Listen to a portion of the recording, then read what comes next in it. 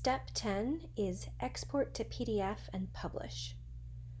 When your article is completely done, you want to make sure that you first save it as an InDesign document so that you can come back and edit it again later. So I'm going to make sure I'm saving it to my project folder and save it. Now I'm ready to publish it, and I'm going to show you two different ways you could do this.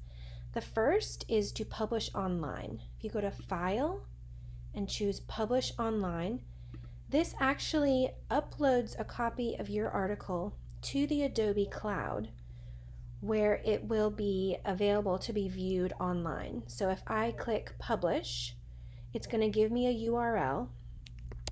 If I plug that URL into a browser here, it will display my article in this attractive viewer, which allows people to kind of scroll through my article and read it.